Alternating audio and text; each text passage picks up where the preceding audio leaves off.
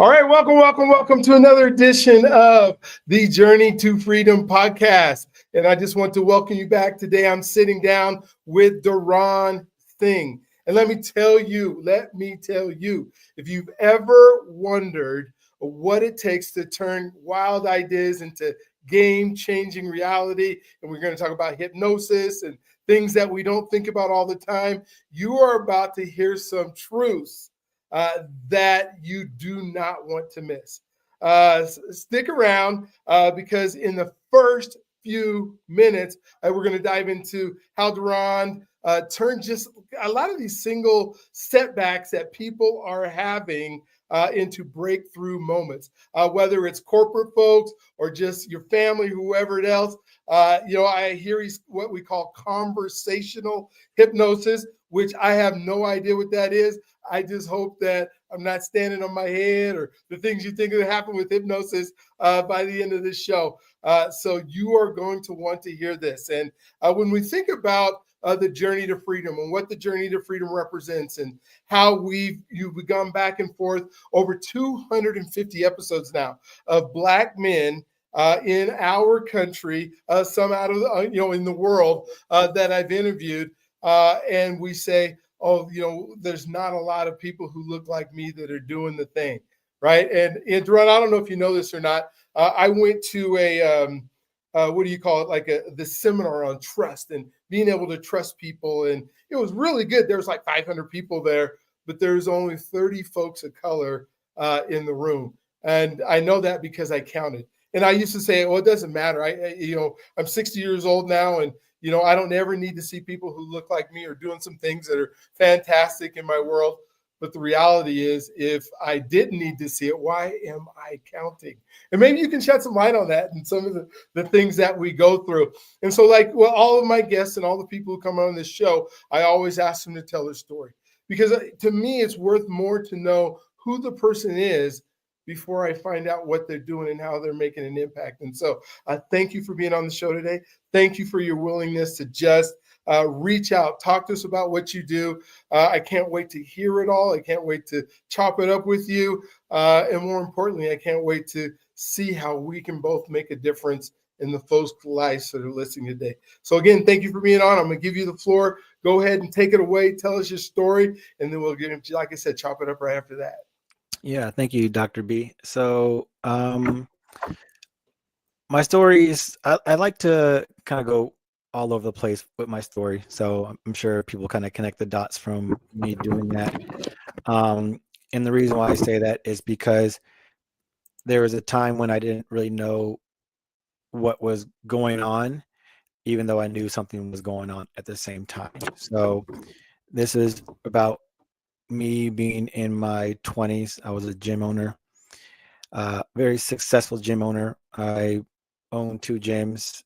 I was doing really well financially, making around $500,000 a year as just a sole proprietor, entrepreneur for myself, fully staffed gyms and everything. And it was like everything was going well. And until there's these circumstances, then incidents that actually took place.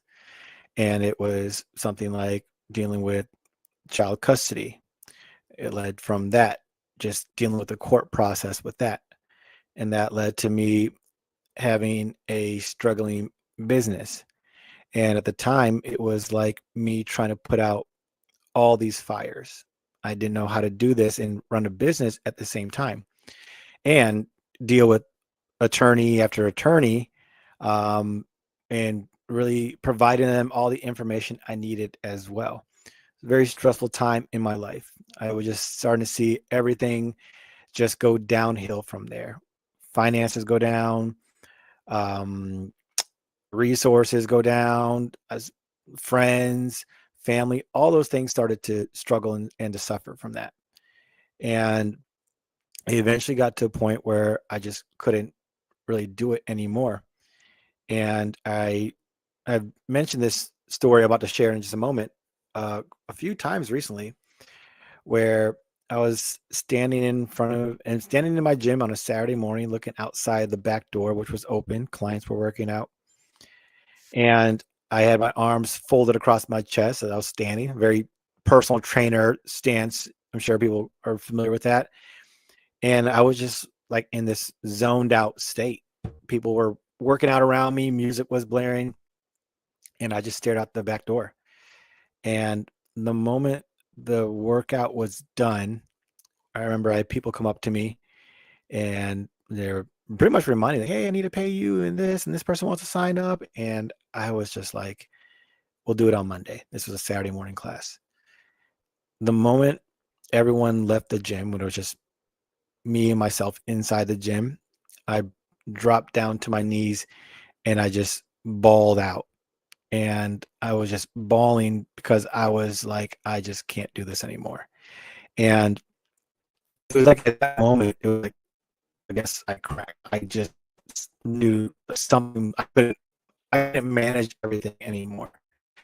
Um, at that moment, it was the point where I eventually just sold my gyms, and I was like, I have to find out what's next for me. I got into yoga, got into online personal training, got into life coaching, mindset coaching, and it all seemed to feel good in the time being, but then it almost seemed like those old feelings that I had at the gym would slowly creep back into my life. And it was at that moment I was like, I need to talk to someone. So it was when I started working with a therapist at that time. And then the therapist made me go into my past to learn about the things that have taken place at the time. So it made me think about, me experiencing sexual trauma as a kid, physical trauma as a kid, and making me believe how those things were affecting and influencing my life now. And I just held on to that, to where I noticed that, oh man, like my life is this way because of all these experiences I've had in my past. And even as I became all these other trades, let's say coach or yoga instructor or even mindset life coach, I would practice the tools on myself and notice that it seemed like it would give me temporary relief, but there was always like this silent energy or pull that would pull me back into those old feelings.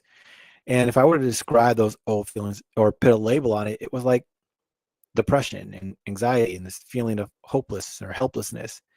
It was like a metaphor or analogy for it would be like me trying to run a 100-meter dash and I have like a 300-pound like ball connected to my ankle. It's like no matter how much I would try to run, I wasn't going anywhere. And I would just get exhausted, burnt out. And it was just this feeling where I just like, what's the point of even making all this effort? I eventually was still doing like the coaching and everything. And I really got intrigued because a lot of clients that I was working with were really, I noticed like I was doing a lot of therapy type of stuff with them, talking to them about their past. Cause I figured like that was what you do, talk about their past. I feel like that's how you help them. So I made an intention. I said, I want to do therapy, but I don't want to go back to school for it. Like spend already enough money on public education and universities, and looked it up to see how long it would take. And I was like, man, yeah, I don't want to do that. But I just made the intention. I'm going to go do something then with therapy without going back to school. Came across an ad on Facebook for hypnotherapy course online and in person, took it. And I was amazed at what it could do for people. Started getting results that I've never experienced before with clients. And then it got to a point where I started working with clients and I'm like, I'm not getting the results like other clients were getting. And that led me to another course and another course.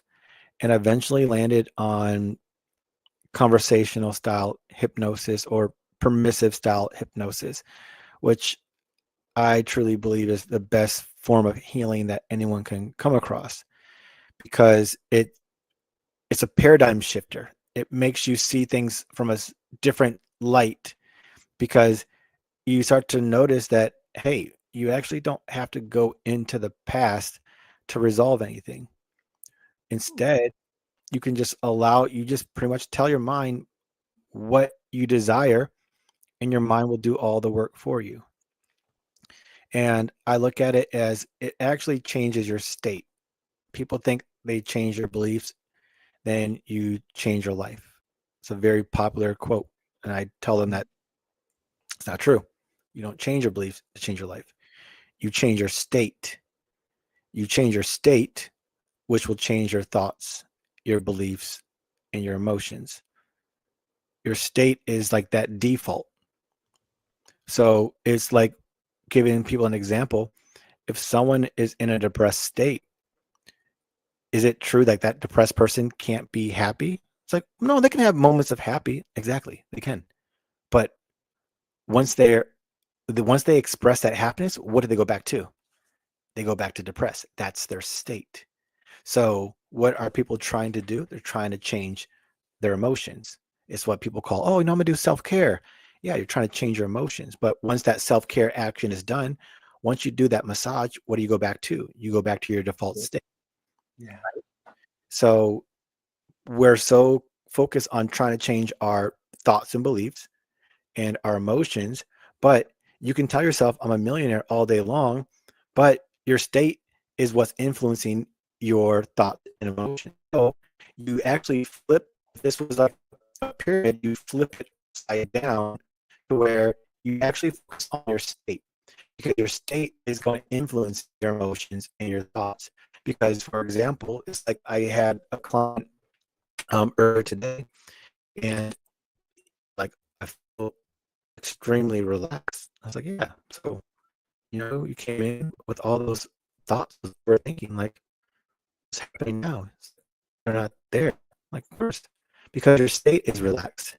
So your state is influencing everything else. And if you're in a relaxed state, guess what? You're going to have relaxed thoughts. You're going to have better thoughts versus someone in an anxious state where they're going to be in more of a doomsday state. So this was the big paradigm shifter for me, which really has excelled me as a person and to help people. And I've worked with some of the most analytical, cognitive people you can think of. And when I first started doing this type of work, I would call them quote unquote difficult clients. And there's no such thing as difficult clients. There's only overly protective clients. And my goal and objective in a session is to help them relax that very protective part of them so they can change into a different state. Because safety is good, protection, being protected is good, but now instead of feeling protected and anxious, why not feel protected and safe instead? Wow. When I think about like you're talking about states, and I'm trying to relate what state that would be. Like you said, an ancient state. But sometimes I think about the state being your identity in the moment of who you believe you are. Can you kind of maybe tell me the difference between a state and your identity, and then Well, how our identity also shapes us? yeah, they're very similar because in order to change your state and your identity, that's going to happen on the unconscious level. Okay. So when you can change on that level, everything else around you is going to change. And that's why it's very imperative to get into that very safe, relaxed state to create those changes. Because there's so many people that want to make more money. And what they'll do is they'll tell themselves that they're rich and they're abundant. And the example I like to give to people is if you're conscious like 5% of the day, this is just like a generalism that I hear a lot, 5% a day you're conscious and the other 95% you're unconscious.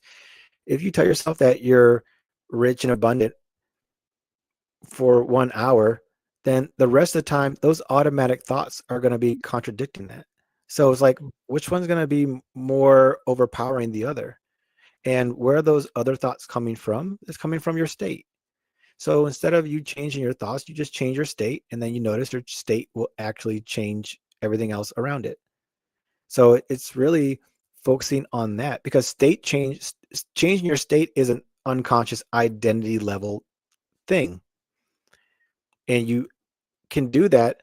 Everyone has the ability to do that when you can access that part of your mind.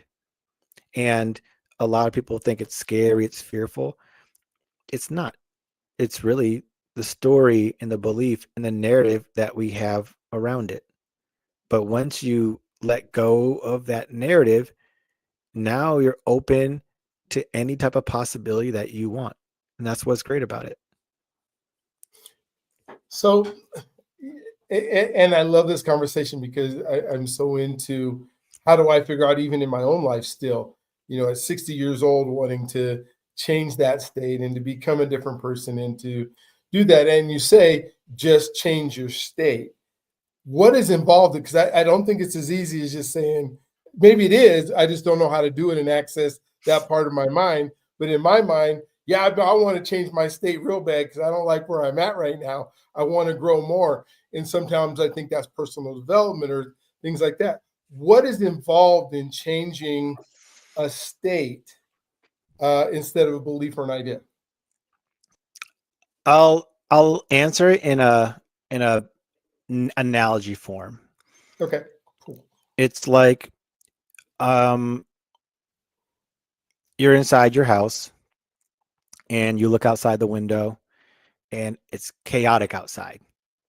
You look outside, you just see people running down the street screaming. You're not going to feel very compelled to go outside. You're going to keep the door closed.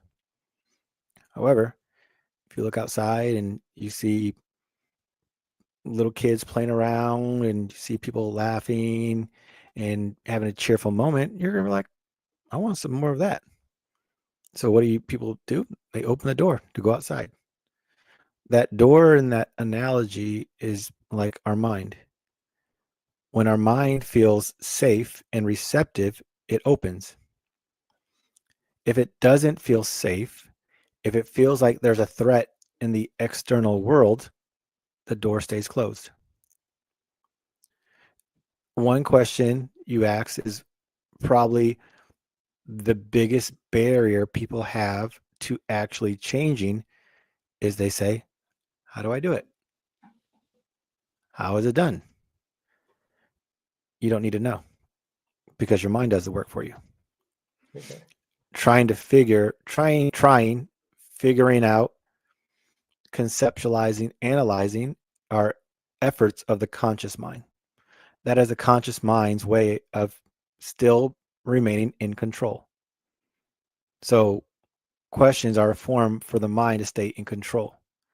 Because if you were to cut your arm right now, you don't sit there and say, how is this cut actually being healed right now?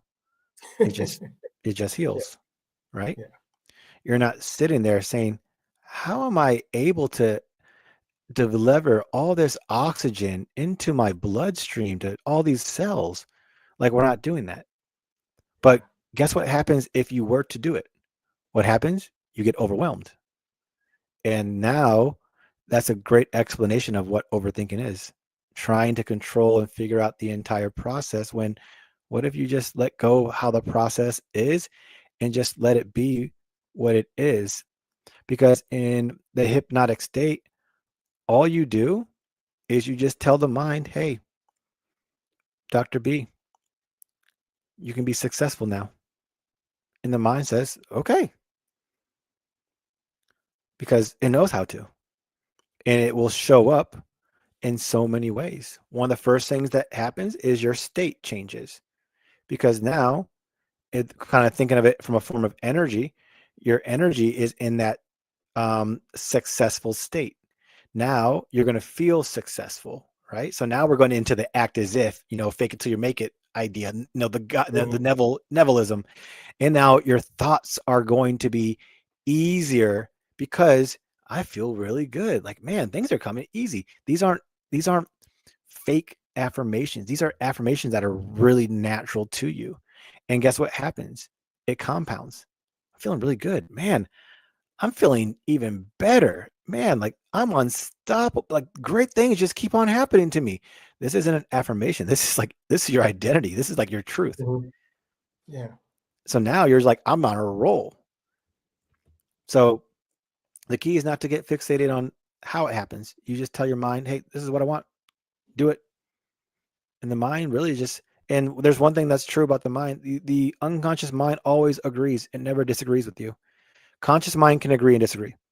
Unconscious mind will always agree. So if you tell your mind to do this, it will do it. Simple as that. So give me an example. I mean, because you're saying don't do the affirmations or fake it type till you make it type stuff.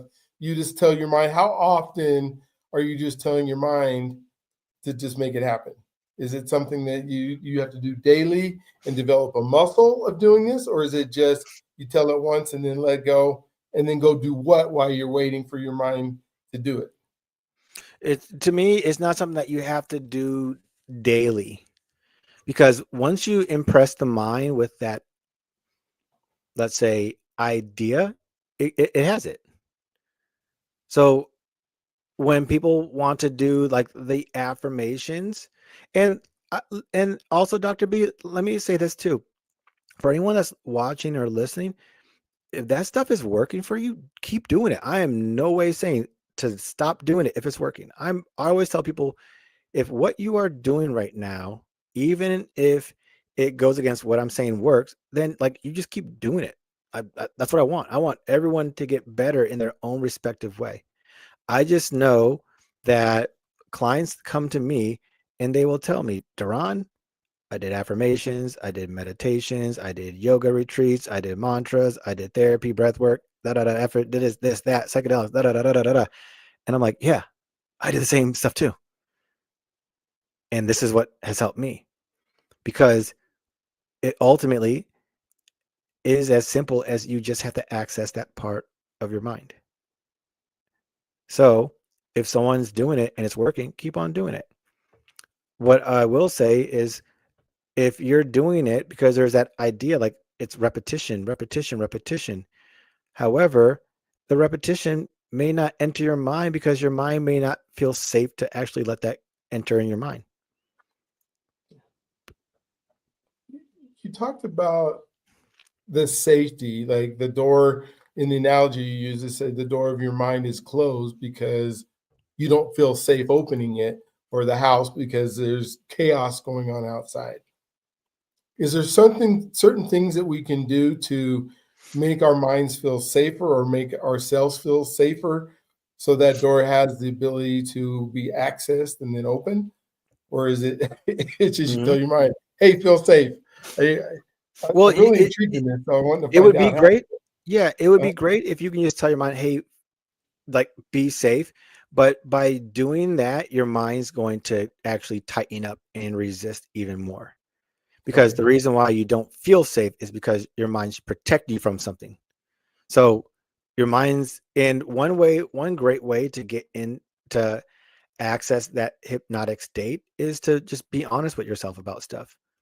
Like, hey, what I'm feeling, I don't like. And by you doing that, you're actually closing the bridge between your conscious mind and your unconscious mind. Another way you can do it is to just, you can write out like, hey, what would your life look like if you were happier? Oh, I would be doing this, I would be doing this, because now you're using that part of your brain where it's starting to get into like that, the visionary aspect of it, the imaginary aspect of it. So those are like probably the best processes you can do. Um, I mean, ultimately, if you have someone that is that very analytical person that likes to question things, that person could actually handle that process. How? Because, okay, am I am I doing this right? I don't know. This doesn't seem like it's gonna work. They're stuck in their head and they're not in the motions of it all or the state of it. So that's what's really, really critical for that. Now, you said that you have to be honest with yourself, but I'm thinking you don't want to tell yourself, like, I suck, I'm terrible, I'm not worthy. I'm not enough. Some of those words that we tend to use all the time that I don't believe are true, but somehow we've convinced ourselves of those things.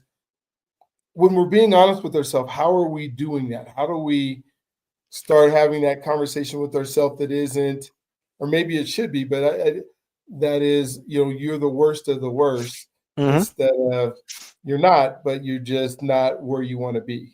Yeah, that's a good question, and that's one of the, I don't want to say the worst, but I'll say that's one of the worst things you can do is tell yourself those things because they're not true. Mm-hmm. They're stories. And I know a lot of people really get really surprised when I say this, especially because I started this episode talking about my story. With hypnosis, there's no story involved. We don't go into the past. We don't talk about the past at all because that's not where we're trying to go. And in addition to that, what takes place for people is in a therapy model, and this is in no disrespect for people in the therapy model world and everything. You have people that are bringing up the past, but what are they doing? They're reliving it. Why would we want to do that? Well, it's because people have been told and conditioned to believe, oh, to heal from the past, you have to go into the past. Well, if that was true, then why are people still dealing with the same issues over and over and over again? Because you could tell someone, hey, sit down and just imagine this beautiful flower in front of you. And as you're looking at it, you're just seeing the light shine off of its petals, and then the reflection is just glimmering all around you. And it's like, oh, that feels so good. Just think about that. Yeah. Right. Which is good. But of course, obviously, like as I've been mentioned, this is using your thoughts, which is creating a feeling, but it's not changing your state. Or you can sit there and talk about how when you were a kid, your mom yelled at you and she threw you into a room and locked you in there for hours and hours, and you cried and no one came to help you. Like, now the emotion with that, like how is that releasing the emotion? It's not, because what you're doing is you're recreating the emotion. And if your state is already that state, then you're just reinforcing that state. So the key is going back to your question, Dr. B, like being honest. Hey, right now, I'm sitting here. I'm breathing. I'm listening. And as I'm doing those things, I just notice a thought. The thought is not I am, the thought is I'm a loser. Mm-hmm. Because there's one, I am a loser, is you identifying yourself as that. The other is I had a thought that I'm a loser. And even if I have that thought, perhaps I can be something different, maybe something better. And from that, you're taking what's honest in the moment, and the best thing to do is be present. And this helps you become present because safety is only in the present moment. You just tap into what's happening right now. Anyone can do that. Sit down and notice what happens. Hey, I'm listening. I'm breathing. I just had a thought about my friend. I feel something in my body and I don't know what it is. And maybe I don't have to know what it is. I can just be with it. Because a lot of times we want to try to figure out why that feeling is. But maybe it's not about us trying to figure out what that feeling is. Maybe it's happening because it wants to be expressed. So what do? We don't try to analyze it, because then instead of being in here, you're in here. Hey, this feeling's here. I'm not going to change it, because maybe by not changing, I actually do change. Hmm. Yeah, I can And see that. that's ultimately the key for almost every person. And that was the biggest thing for me. I was so fixated on changing. But I realized by me focusing on that, I was pressuring myself to change. And it was like, whoa, actually, maybe I don't have to change. Maybe what it actually is me just accepting where I am right now. Because once again, that's law of attraction work right there. If I want more of, like, You like what you want is not in the future, it's in the now. And one of my favorite quotes is said Abraham Hicks quote, life doesn't get better now until it gets better now. I So like that. you don't seek, and that was one of my hardest things is I looked at the future as going to make me, tomorrow's going to tomorrow's going to make me better. No, it's not. Tomorrow's going to bring you more of what you have now. So Mhm. stop thinking about tomorrow, the next day, the next year, the next 10 years and 10, 5, 10, 20, 30, 40, 50 plus year plans. Focus on now. Notice what you feel. Is it uncomfortable? Good. Sit with that uncomfort because guess what that uncomfort turns into?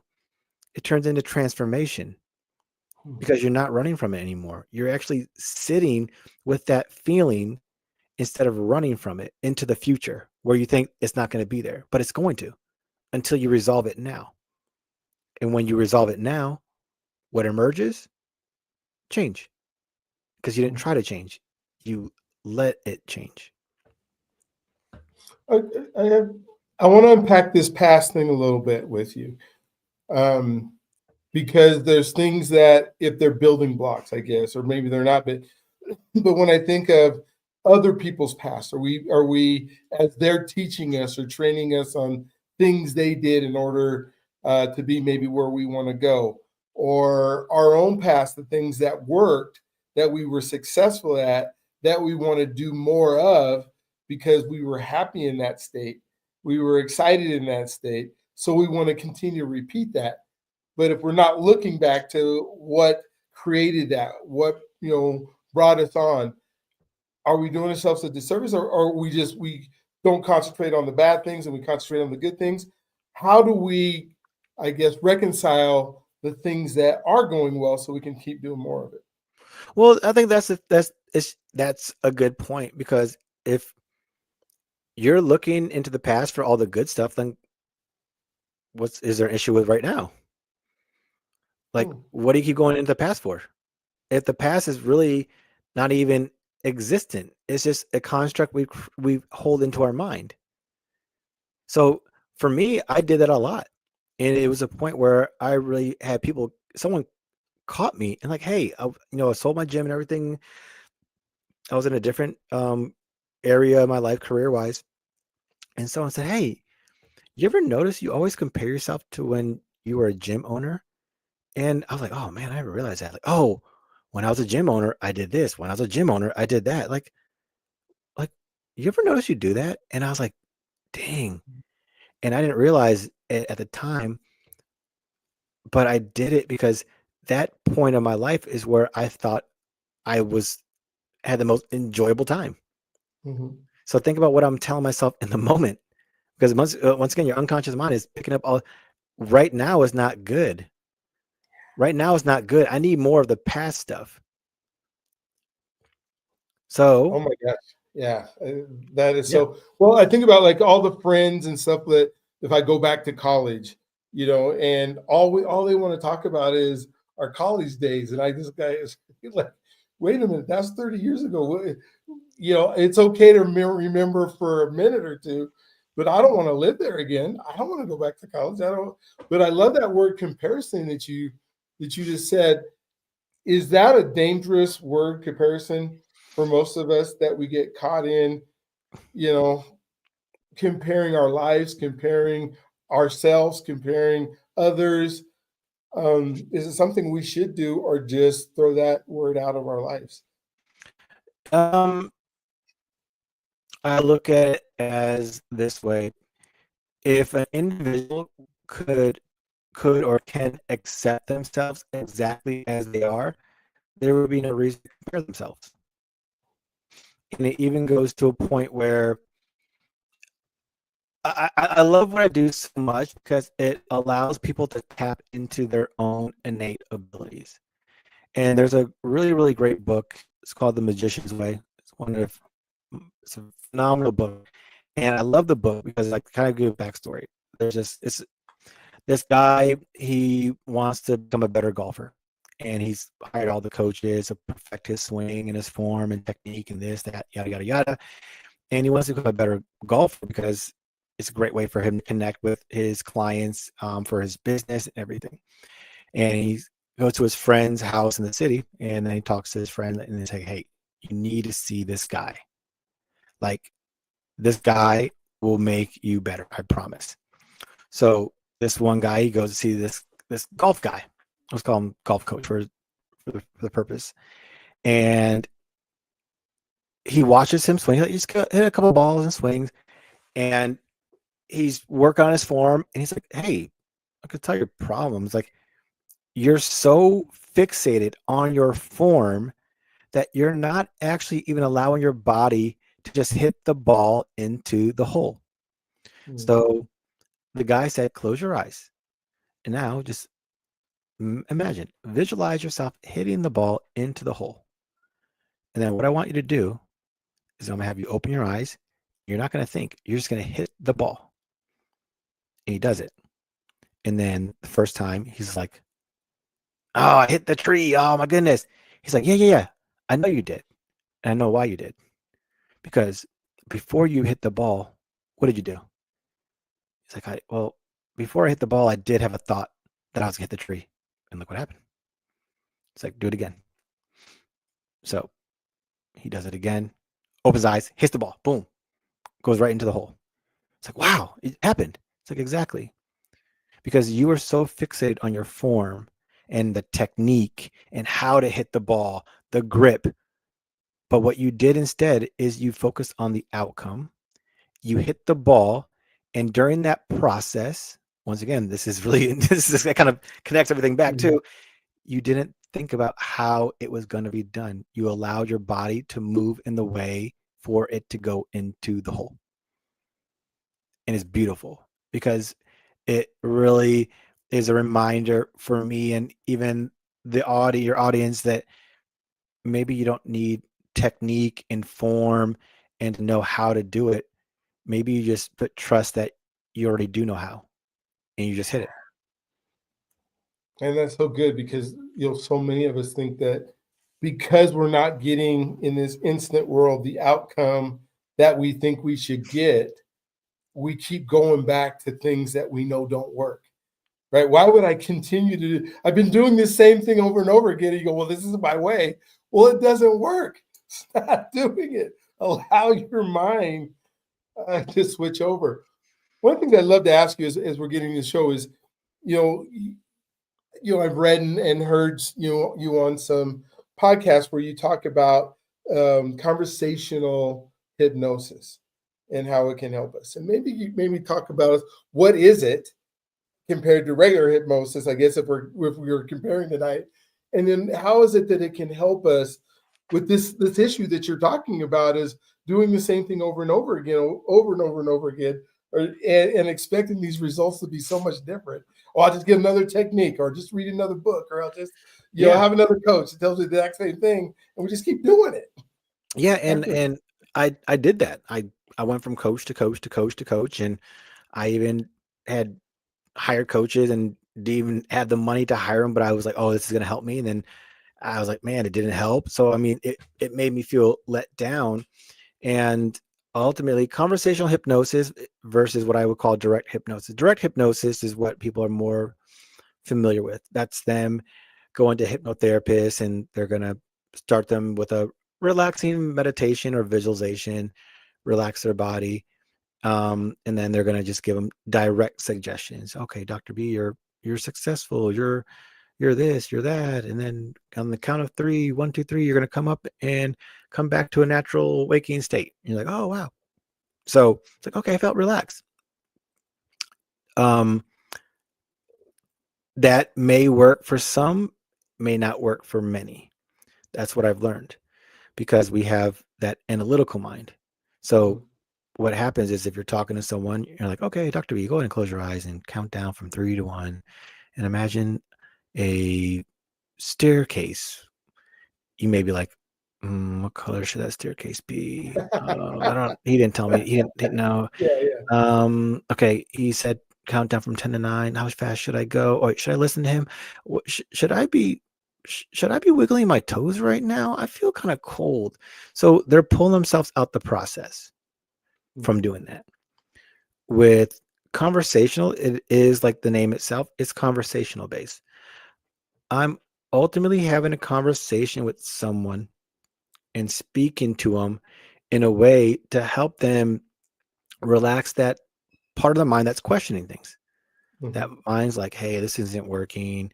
You know what? I feel something changing, but it can't be from that. Okay, he just said that what I'm feeling is probably from this. Okay, maybe is he reading my mind right now? And then the mind's like, ugh, it just goes to Mhm. sleep. And then it's like, it's like the visualization that came in my head is like the mom, the conscious mind went to sleep, and then there's this kid with this donut in his hand, like, Ah! and it's like, oh crap, what do you want? Like, hey, you know what? You're gonna lose weight now. You know, and it's like, okay, donuts go away, and you can accept yourself. And now, one thing that's really important too is I'm not gonna give direct suggestions like that. It's gonna be very permissive, and even as you sit there, you might notice that it can all happen right now. Simply as simple as that. Especially noticing that everything that's happening is available.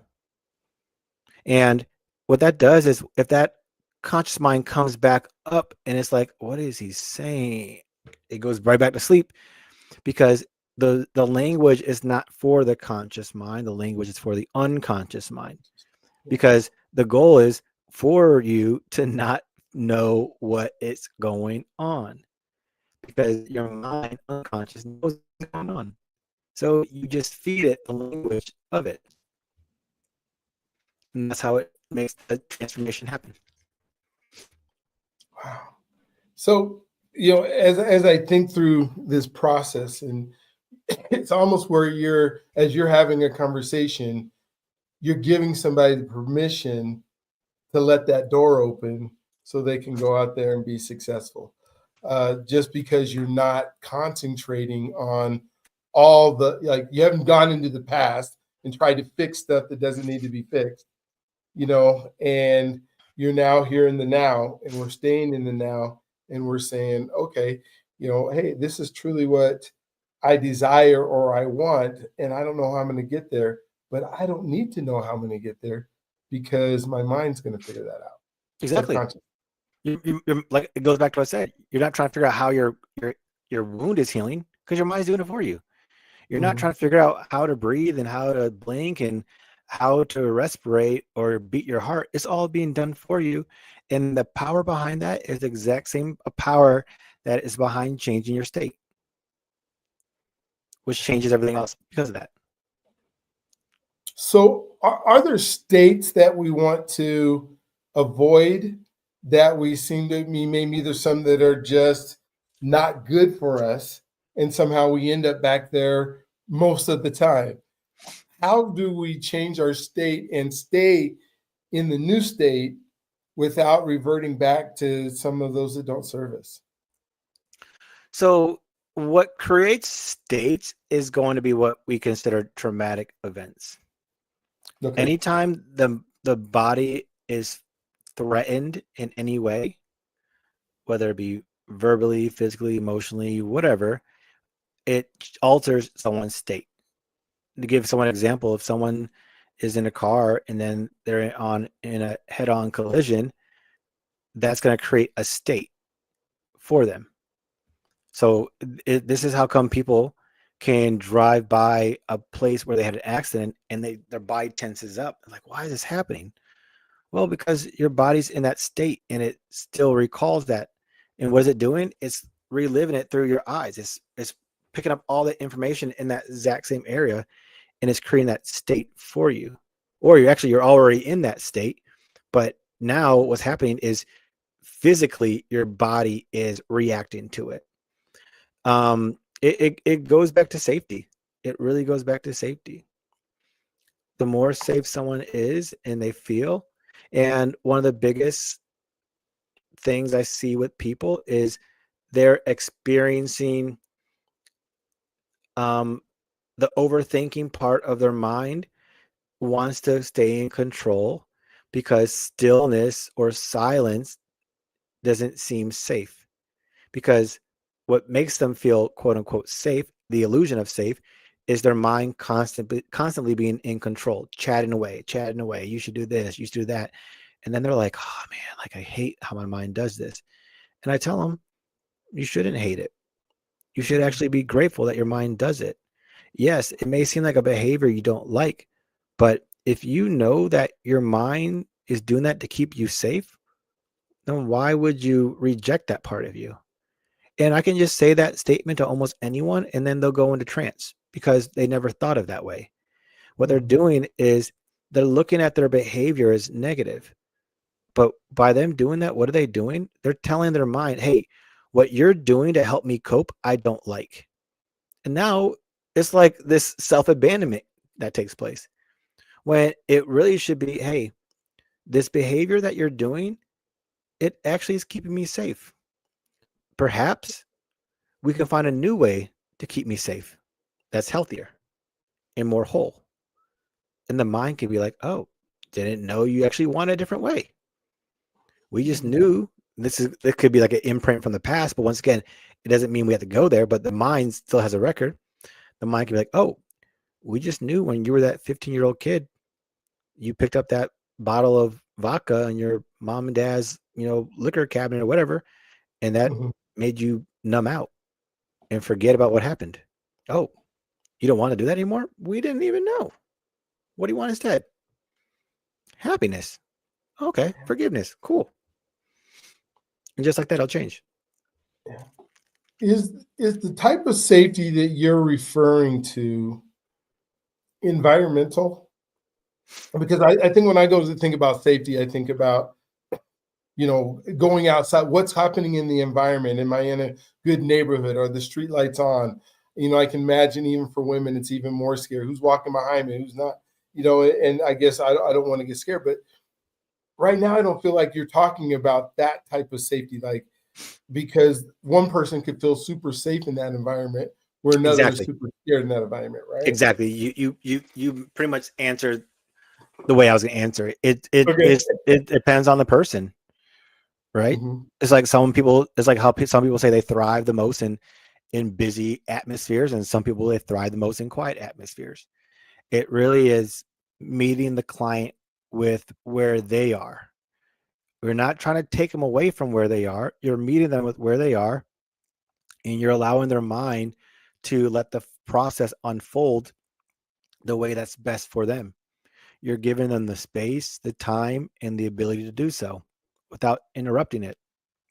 And sometimes they'll come out with some insight, and then you just utilize that, and you make that part of the process as well. When I think about like trusting ourselves, I think some people don't feel, and I could be totally wrong on this, but they don't feel safe about the decisions they're going to make, or they don't feel safe in the things that they're going to do or say that are going to get them into trouble. But because they're thinking about that, they go and do it anyways, right? Because it's what's on their mind consciously of, hey, I don't want to do this. I don't want to do this. I don't want to do this. I don't want to do this. And because they're continually thinking about that, they end up doing it. Mm-hmm. Yeah. And it goes back to just being present. Like in the present moment, you're going off of like intuition, which is like the unconscious intuitive hit. Like, I don't know why I feel like doing this, but I just feel compelled to do it. And one thing I tell people is, if the decision that you're making, because I hear people say this often, like, oh, those hard decisions are sometimes the best decision. You'll know if this decision's right if you feel aligned. If it feels aligned, it's most likely a good decision. You just act on it and you do it. And you go with that because your unconscious mind is not trying to force you to do something. It's aligning you. The conscious mind is hey, you got to work hard. You got to get up at 4:00 in the morning. You got to hustle and you got to grind. And even if you're tired, you push through it. And, F your feelings. That's like, it's torturous to yourself. Your subconscious mind is like, hey, sleep in. The conscious like, no, we have to get up. Like, if we don't get up at this time, like, we're not going to be successful. And your unconscious mind's like, you can still be successful. Like, what's the rush? But we've got conditioned from societal norms, like, oh, get up at 4:00, work to 9 p.m., do ice baths in the morning, meditate for 2 hours, exercise. We, eat carnivore, keto, vegan. We've been conditioned to do all these things to the point where we don't even listen to ourselves and what our body actually needs, because your body may not need any of that stuff. And sometimes your body's like, I want you to do nothing today. And there could be that fear that comes in. No, we got to do something. But what if you doing nothing is the best thing for you? Where in that moment of nothingness, you get all these ideas and resources. And then the next day comes around, you implement just one, and that becomes $1 million idea, let's say. It's just a matter of just experiencing it and seeing. It seems like I know people, though, that will say, I'm not going to do anything today. And then they get up tomorrow and say, I'm not going to do anything tomorrow. And then they get up the next day, I'm not going to do anything the next day. And they just, because of their fears, because of safety, that like you've been talking about, or because of the depressed state, they end up not doing things that can move the needle. And now they're in this position where I guess life is happening to them instead of them helping life happen or making life happen. How do we spend time helping those folks get out of that? So for those individuals, my question is, do you really want to do something? Is it you want to do something and you're not, or is it you actually don't want to do nothing and you actually are doing nothing?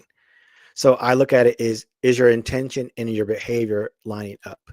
Because it could be something where someone's saying like I used to be, something I would say is I would lie in bed for hours and I'd tell myself, I just want to get up and get up. And I wouldn't get up. And it could be the other way around. It's, I want to lay in bed, or I want to get up, but I want to lay in bed, or vice versa. I can't remember which way it was, but it can be either way. So I think are they really saying that and doing it, or are they actually only wanting to do it, but just saying it? I love how you put that word intention in there, because it reminds me this time of year, right? People are gearing up for the holiday season, and then you own the gym, so you know that come January, everybody's going to jump into the gym, and their intention, I think or believe, is that they feel better about their bodies, and whether it's losing weight so they can feel better, or it's just getting in shape so they can feel better. But then they put all this on them that I have to do, like you said, get up at 4:00 in the morning and eat ice cubes, and then so regimented, and they're not in that state to be able to do that, and then they give up so quickly because it isn't that identity or that state that's allowing them to do it. You're nailing it on the head. That's exactly what it is. They're using conscious effort, thinking that it's going to last, but their state never changes. It's like having weeds in the garden, but you're planting flowers on top. The weeds are still going to come out. They're still going to be there. Like you have to extract the weeds. So that's really what happens with the people with the New Year's resolutions. They're telling themselves, come January 1st. It's like, why not right now? Why not start now? Because they've convinced their mind to start in the future time, which really there's no future, it's only now. And when they do it, guess what? They could see results. They could not see results. That's not what's important. They can still see results, but guess what? Their state may not change from it. They may feel differently, but their state isn't going to change. And it takes one small little trigger, boom, and then guess what? All that progress goes away.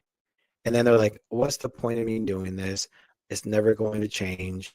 And then they wait till next year to do the same process. And this is, and I'm glad you brought that up, because it shows how powerful changing your state actually is. Yeah, because the people who do it and absolutely change their state, they continue to move forward. And the folks that just stay in the state they're in and expect different results almost probably end up going backwards from where they really wanted to be. Yeah. So instead of losing the 10 pounds or the 20 pounds, they gain 5 pounds or 10 pounds. Yeah. And I've also seen it to where people use so much effort and energy to get progress and results, And guess what ends up happening? They get tired. They get burnt out. So the 6 days a week turns into 5 to 4 to 3 to once every other week to I haven't been in the gym for like 2 months because all that energy is like they don't have any effort to do it anymore. They're just doing so much. They're not listening to what their body needs. I've had people where they don't even work out. They're in such a really relaxed state. Their body's releasing because the cortisol is low. So I mean, you think about the physiology part, like what's really put on weight, it's gonna be cortisol. So when you eat inflammatory foods, it increases your cortisol. When you work out, it increases cortisol. And if you have a really great state, when you work out, it increases your cortisol. But when you sleep really deeply and heavily, you're dropping your cortisol levels and you're increasing your human growth hormone, which helps you put into fat burning. So I say that because even if you were like, I don't know if hypnosis can work for me. Well, there's the science behind the physiology behind if you were trying to use it for weight loss right there. Yeah. Wow. Man, it's so cool. I want to continue to have conversations with you. I know we've been at time, and I want to give you the opportunity because I asked all the selfish questions that I wanted to know so that tomorrow morning when I wake up, I'm changing my state into where I want it to be. I'm not actually changing it. I'm letting my mind change it. I'm just opening the door somehow through the things that I say or do because I've told myself tonight, this is what I want. And then I let my body go do it. What did we talk about that you want to make sure that we bring up and tell people how to get a hold of you and all that kind of really cool stuff? Yeah, I mean, one thing I want people to know is like, no matter what you're going through, it's possible. And I keep that very vague because whatever that means to you, whomever's listening, just know that. Doesn't matter what it is, it's possible. And that's something that I used to write down, like something I used to write down over and over again is anything is possible. Anything is possible. So that if there's a mantra that I definitely know made a difference in my life, it was that one. And that one was one I came across from Les Brown earlier in my career as a gym owner. I would listen to him heavily. It's possible. It's possible. And his stories, he's a phenomenal storyteller, which is hypnosis, by the way, for people that don't know. So if you want to find me, follow me, work with me, you can check me out at deronsingh.com. Instagram and YouTube handle at Deron_Singh. I post pretty insightful content on there. It's really to help you really like I just said, know that whatever it is, like it's possible. I mean, like I work with clients who have done everything known under the sun.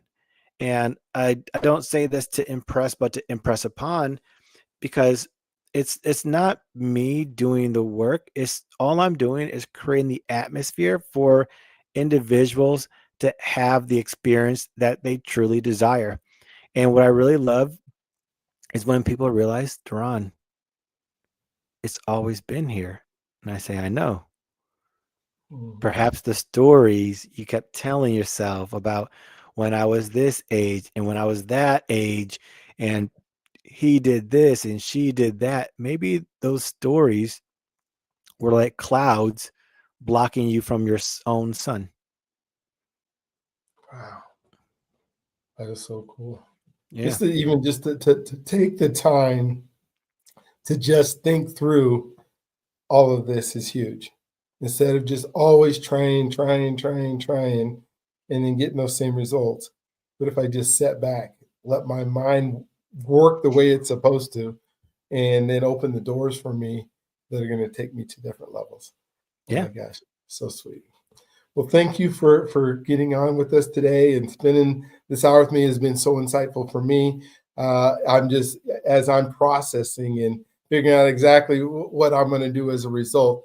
I want you guys to go ahead if this is your first episode of Journey Freedom you've ever watched. Go ahead and hit subscribe and notifications and all those things to hear some of our amazing guests. And I promise you, Deron and I are not done. We are going to have more conversations and hopefully be able to help you get to the place that you want to be, because ultimately that's the gift. That is what we are here for. That's why we're having these conversations.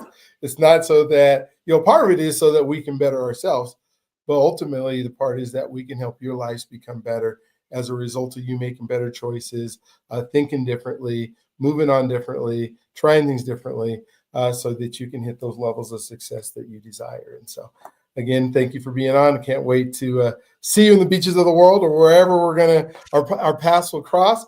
And we'll look forward to seeing you on the next one. You guys have an amazing, awesome, just incredible day today. For me, don't forget your God's grace gift. He loves you if you allow him to, but just think through, slow down a little bit, watch this over and over and over again, so you'll be able to change who you are. Have a wonderful day.